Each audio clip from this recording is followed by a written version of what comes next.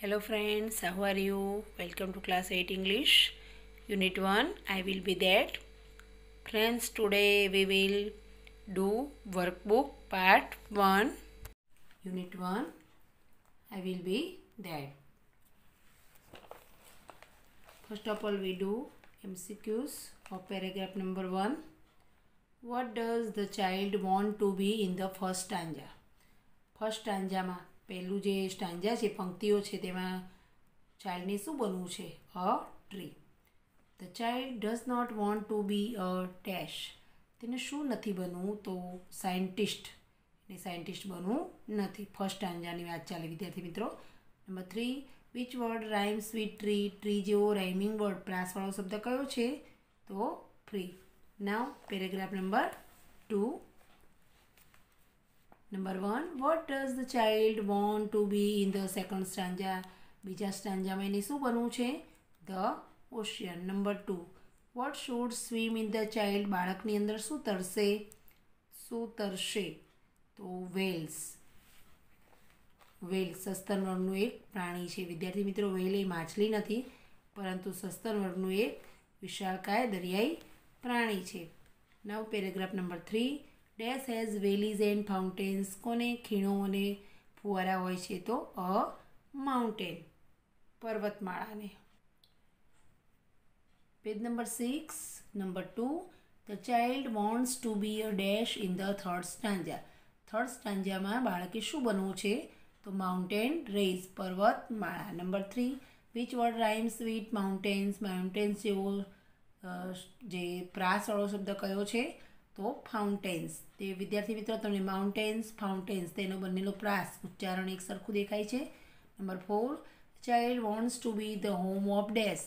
તો home of eagles. Number 5, what flows through mountains? પર્વતમાળાઓમાંથી શું વહે છે?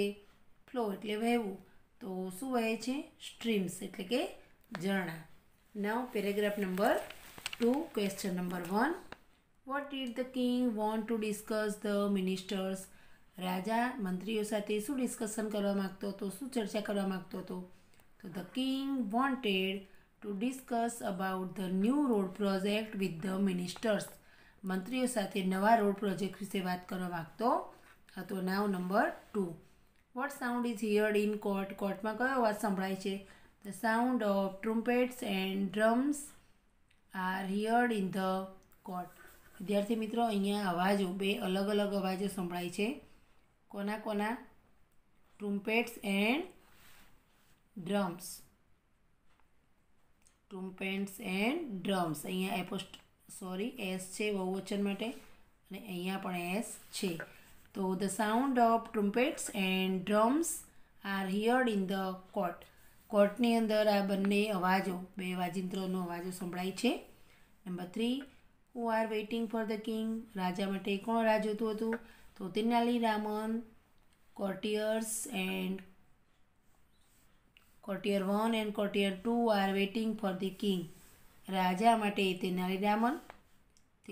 તેનાલી રામનમાં આર કેપિટલ આવશે. ત્યારબાદ કોર્ટિયર્સ એટલે દરબારીઓ એન્ડ કોર્ટિયર્સમાં કોણ? કોર્ટિયર 1 એન્ડ કોર્ટિયર 2. દરબારી નંબર 1 અને દરબારી નંબર 2 પણ રાહ જોઈ રહ્યા હતા રાજાની. Now MCQs. The king asked for dash. રાજા શેના માટે પૂછે છે? તો મિનિસ્ટર્સ, મંત્રીઓ માટે. The king wanted to discuss the new dash with the minister. મંત્રીઓ સાથે શેની ચર્ચા કરવા માગે છે? તો new road project. Now number 3, there is a sound of dash.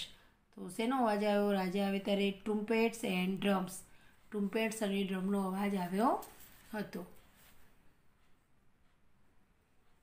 Now we are on page number 7. Question 1, where did the king's ministers go? રાજાના મંત્રી ક્યાં ગયા હતા? તો the king's ministers went to the sadhu's camp. રાજાના મંત્રીઓ સાધુના કેમ્પમાં ગયા હતા. ફ્રોમ વેર વોઝ સાધુ? સાધુ ક્યાંનો હતો? ક્યાંથી આવ્યો હતો? ધ સાધુ ફ્રોમ ધ હિમાલય. વિદ્યાર્થી મિત્રો અહીંયા વોઝ લખેલું નહોતું. તો ધ સાધુ વોઝ ફ્રોમ ધી હિમાલયાઝ એટલે કે સાધુ હિમાલયનો હતો, હિમાલયથી આવ્યો હતો. ત્યારબાદ number 3, what could the sadhu do, સાધુ શું કરી શકતો હતો, શું તો the sadhu could produce coins, holy ash and fruits from the air. હવામાંથી સાધુ શું ઉત્પન્ન કરતો હતો, સિક્કા, પવિત્ર રાખ અને ફળો પેદા કરતો હતો. તો COULD કુડ, આ જે સ્પેલિંગ છે તે જ છે વિદ્યાર્થી મિત્રો. તો સાધુ શું કરી શકતો હતો, પ્રોડ્યુસ કોઇન, સિક્કા ઉત્પન્ન કરી શકતો હતો, પવિત્ર રાખ અને ફળો પણ ઉત્પન્ન કરી શકતો હતો. Now MCQs. There was a dash in the kingdom. દરબારનું કોણ હતું, તો સાધુ. નંબર 2, સાધુ વોઝ ફ્રોમ ડેશ, સાધુ ક્યાંનો હતો, the Himalaya. Number 3, what could the sadhus produce from the air. તો સાધુ હવામાંથી શું ઉત્પન્ન કરતો હતો, તો 3 વસ્તુ તમે યાદ રાખવાની વિદ્યાર્થી મિત્રો, coins, holy ash and fruits. Now number 4, the dash were at the sadhu's camp, સાધુના કેમ્પમાં કોણ હતું, તો અહીંયા શું આવશે answer, ministers were at the sadhu's camp, ministers સાધુના કેમ્પમાં ગયા હતા. ત્યારબાદ dash did not know anything about the sadhu, સાધુ વિશે કોણ કંઈ જાણતું નથી, તો the king. Number 3 paragraph. We are on page number 8. What did the people offer to સાધુ, સાધુને લોકો શું ઓફર કરતા હતા, શું લેવાનું કહેતા, તો the people offered OFFERAD, offered gold coins, clothes, animals, grains, vegetables and dry fruits to the સાધુ. તો લોકો શું કરતા હતા, સોનાના સિક્કા, કપડાં, પ્રાણીઓ, અનાજ, શાકભાજી અને સૂકા મેવા સાધુને આપતા હતા. નાવ number 2, what did the sadhu do by પૂજા, પૂજા દ્વારા તે શું કરતો હતો, તો ધ સાધુ ક્યોર્ડ એની ઇલનેસ બાય પૂજા, સાધુ કોઈપણ પ્રકારના જે બીમારી છે તેને પૂજા દ્વારા દૂર કરતો હતો. Now MCQ. There is a dash in front of the sadhu's tent, સાધુની ટેન્ટની સામે શું હતું, તો long queue. Number 2, the sadhu can cure any illness by puja, the sadhu took dash for puja, the sadhu took big સમ, ઘણી વસ્તુઓ માગતો હતો પૂજા માટે. Number 4, which word in the passage means to make well, સારા બનાવવું, એના માટે કયો શબ્દ છે, તો ક્યોર. ક્યોર એટલે સાજા કરવું, કાળજી લેવી. Now paragraph number 4 on page number 8.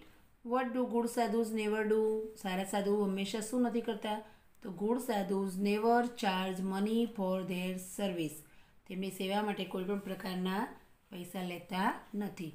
Who wants to know more about the sadhu, સાધુ વિશે વધારે જાણવા કોણ આતુર છે, the king wants to know more about the sadhu, રાજા સાધુ વિશે વધારે જાણવા માટે ઈચ્છા ધરાવે છે. Number 3, what did the king ask Raman to, રાજા રામનને શું કહે છે, તો the king ask Raman to keep watch on this sadhu, સાધુ ઉપર બરાબર નજર રાખવાનું કહેલું છે.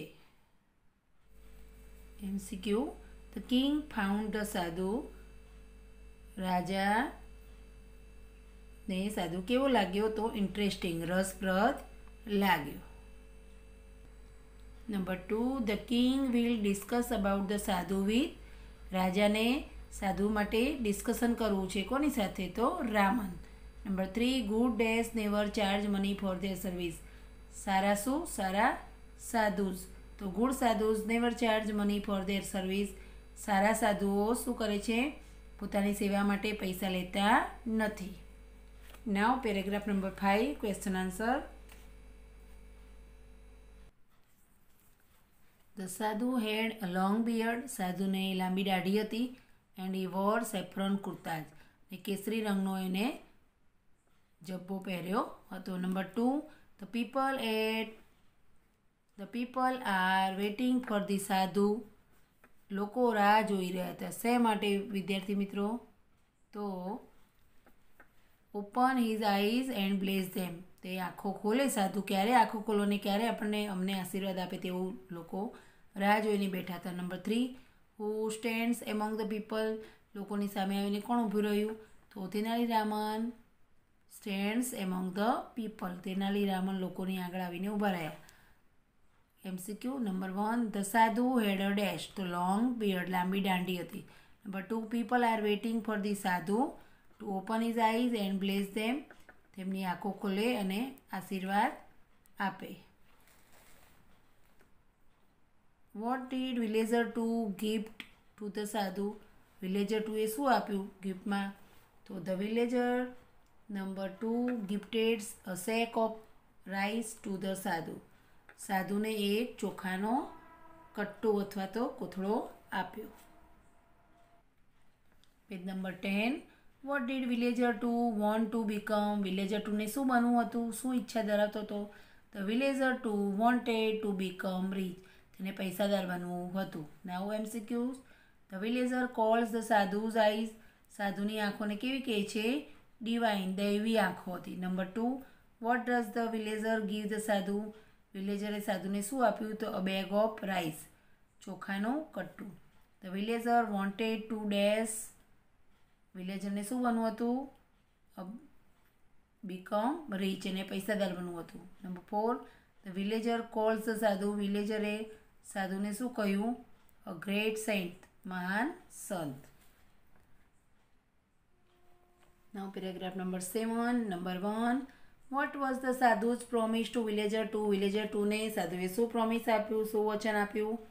તો the sadhu's promised to make villager two a rich man, villager ટુને પૈસાદાર બનવાનું વચન આપ્યું. Number 2, what did the sadhu ask villager two give him, સાધુએ વિલેજર ટુને શું આપવાનું કહ્યું? તો the sadhu asked villager two give him 2 gold coins, સાધુને 2 સોનાના સિક્કા આપવાનું કહ્યું. નાઉ MCQs number 1, which word in the passage means surely, surely માટે કયો શબ્દ છે? ચોક્કસ એટલે definitely. Number 2, the villager cold himself, લોકો પોતાની જાતને શું માનતા હતા? લકી, નસીબદાર માનતા હતા. Number 3, the villager give dash to the sadhu, વિલેજરે સાધુને શું આપ્યું? 2 gold coins. Page number 11, what does the villager give to the sadhu, વિલેજરે સાધુને શું આપ્યું? તો the villager give 2 gold coins to the sadhu. Number 2, what does the sadhu do, સાધુએ શું કર્યું?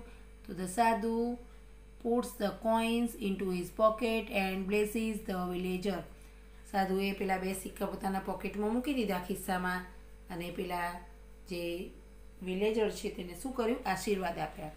નંબર 1, રામન રસીસ ટુ ધ સાધુ એન્ડ, રામન સાધુ તરફ ધસી આવ્યો અને એને શું કર્યું? ફોલ્સ એટ હિઝ ફીટ, અને તેમના પગમાં પડી ગયો. વિલેજર ગીવ્સ 2 ડેશ કોઇન્સ, તો અહીંયા આવશે 2 ગોલ્ડ કોઇન્સ.